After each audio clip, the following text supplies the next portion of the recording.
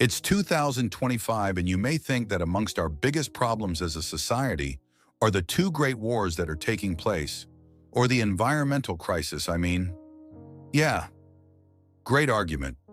CO2 levels in the atmosphere are the highest they have ever been in 3 million years, which is impressive to say the least.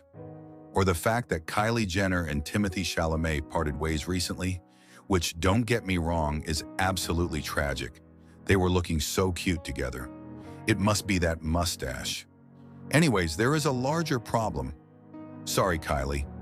We have kind of stopped having children. Women in 1950 were having on average 5 children. Nowadays, the same statistic in the Western world has fallen at around 1.5 children per woman. And don't make the joke about the half.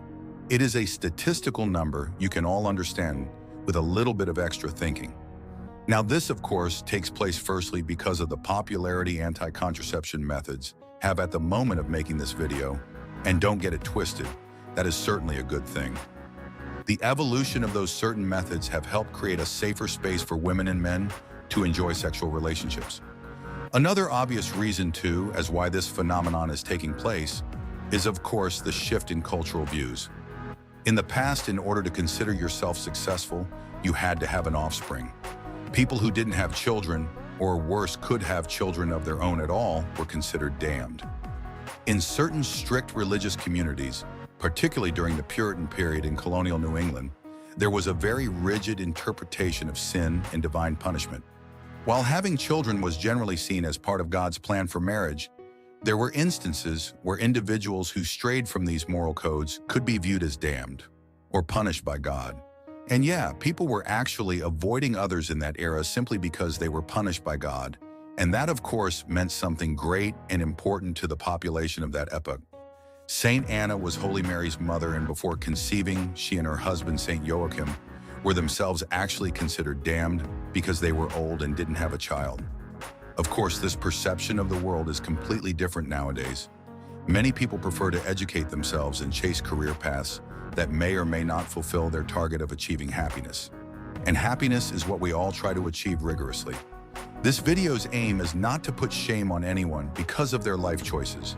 And of course, I don't consider someone who does not have any children unsuccessful and miserable. But I do think that there is a third and disturbing reason why we choose not to have children today, and that is because we are sad and miserable. According to statistics around the globe, a 5% of the population suffers from depression, 7% suffers from some form of anxiety, and in the US, 19% of people have been or are currently affected by anxiety and panic attacks.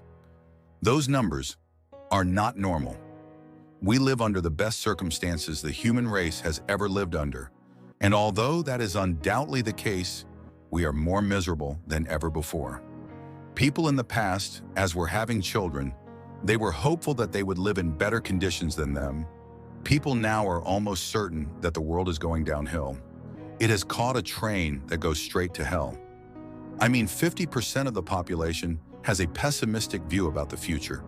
And that's why we hear the argument of not wanting to bring a child in this world more and more often. That is problematic and shows that maybe putting so much thought, money, and effort into technological advancements has made us forget about humans. We kind of forgot to think what is good specifically for us, and we care about what will help humanity as a whole. But in my opinion, humans are turning into pessimistic creatures full of apathy. And that is happening while we are getting programmed each and every day to believe that happiness stems from financial and sexual success. I just want to be happy. This is what people say. Well, this is the single most difficult thing you can be. And getting a fraction of that priceless treasure requires you having different goals than the ones we are currently pushed to have. They have brought us to a place of no return, and it is maybe time we disembark from that train. Its trajectory, its destination is not what is promised.